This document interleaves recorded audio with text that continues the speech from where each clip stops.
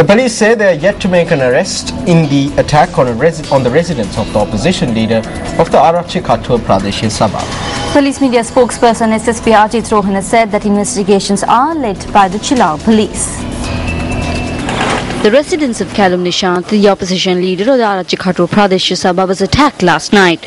The police say that the residents had complained that the assailants had also made off with jewellery and other valuables that were in the house. After the incident, the assailants got into a three-wheeler, saying that all was done. They left thereafter. Even during the last provincial council elections, Minister Sanat Nishanta levelled attacks on the members of the ruling party as well. When inquired, the Northwestern Province Minister of Fisheries, Sanat Nishanta, said that he was not connected to the incident.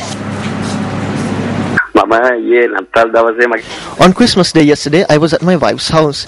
There is a distance of 20 kilometers between my wife's house and Arachikattur. I was informed about this incident in the evening. I was told that the house of a politician was attacked. I doubt my supporters were involved in this incident.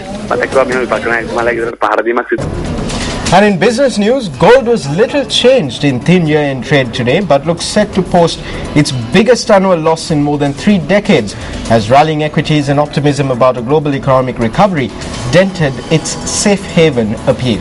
Worries this year that the US Federal Reserve will begin unwinding its stimulus, and then the decision to do so has hurt bullion that is seen as a hedge against inflation.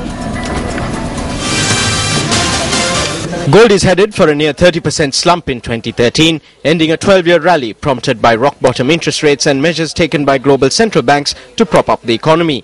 Spot gold was flat at $1,204.70 an ounce by 7:24 GMT today. The decline this year is said to be gold's biggest loss since 1981, while the current price is 37% below an all-time high of $1,920.30, which was hit in 2011. Analysts and traders expect prices to drop further next year, but not to the same extent. They say that while the $1,000 mark could be tested in 2014, gold prices are unlikely to fall below that level. And taking a look at one of our headline-making stories, Queen Elizabeth II, in her Christmas Day message as the Queen of the United Kingdom and as head of the Commonwealth, said that the Commonwealth's family ties are a source of encouragement. In her message, the Queen also highlighted the importance of reflection and meditation. We all need to get the balance right between action and reflection. But reflection is not just about looking back. I and many others are looking forward to the Commonwealth Games in Glasgow next year. The baton relay left London in October and is now the other side of the world, on its way across 70 nations and territories, before arriving in Scotland next summer. Its journey is a reminder that the Commonwealth can offer us a fresh view of life. My son Charles summed this up at the recent meeting in Sri Lanka. He spoke of the Commonwealth's family ties that are a source of encouragement to many.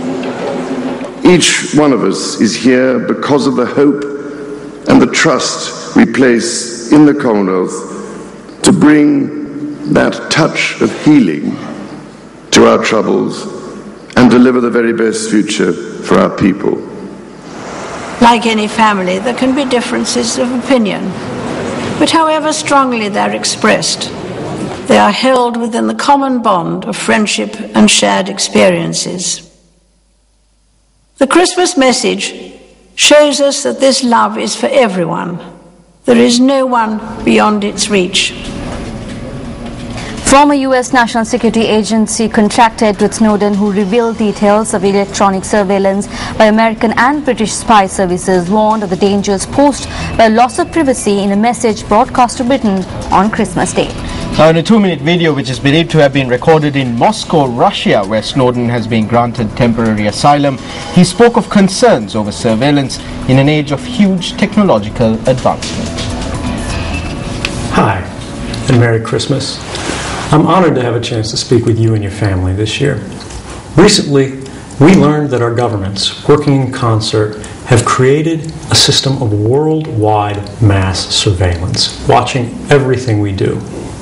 Great Britain's George Orwell warned us of the danger of this kind of information. The types of collection in the book, microphones and video cameras, TVs that watch us, are nothing compared to what we have available today. We have sensors in our pockets that track us everywhere we go. Think about what this means for the privacy of the average person. A child born today will grow up with no conception of privacy at all. They'll never know what it means to have a private moment to themselves, an unrecorded, unanalyzed thought. And that's a problem, because privacy matters. Privacy is what allows us to determine who we are and who we want to be. The conversation occurring today will determine the amount of trust we can place both in the technology that surrounds us and the government that regulates it. Together, we can find a better balance, end mass surveillance, and remind the government that if it really wants to know how we feel, asking is always cheaper than spying. For everyone out there listening, thank you and Merry Christmas. Moving on to sports news now, Shashika Ekanayaka from Malayadeva College, Kurunegala established a junior national record in the 56 kg weightlifting category. Now he claimed the record at the Junior National Weightlifting Championships in Berwala. Ekanayaka lifted a weight of 120 kilograms in the clean and jerk method. And moving on to the cricket field, Pakistan, powered by another solid century from Mohammad Hafiz, romped to an 8-wicket victory in the 4th ODI against Sri Lanka at the Sheikh Zayed Cricket Stadium in Abu Dhabi yesterday. Now, Hafiz made a spectacular return to form by notching his 3rd century of the series as Pakistan took an unassailable 3-1 series lead, with one match to be played at the same venue tomorrow. Sri Lanka won the toss and decided to bat first. The Lankans lost their first 2 wickets within the first 4 overs. A solid 4th wicket stand between Kumar Sangakkara and debutant Ashan Priyanjan raised the Lankans' hopes of posting a reasonable score on the board.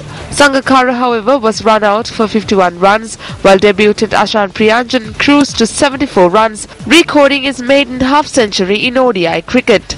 He entered the record books as the Sri Lankan to record a high score on debut. Sri Lanka were bundled out for 225 runs in 48.5 overs.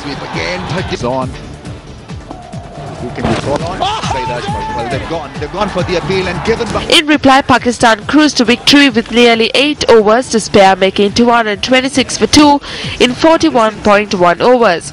Hafiz remained unbeaten on 113 of 119 balls, an innings which contained 12 fours and 2 sixes. Shahzad figured in an 84-run stand for the 2nd wicket with Hafiz, while Maqsood remained unbeaten on 46 of 56, hitting 4 boundaries and a 6. Well, that's a look at news at 9 for tonight. Thank you very much for joining us. I'm Arundhati Mudarnayaka. And I'm Nadim Majid. We leave you with a look at the weather forecast for tonight, but don't go anywhere because Vantage Point with Newsfirst Maina Bongso and Dr. Dayan Jayathilaka is coming up right after this on MTV Sports. Good night and good luck.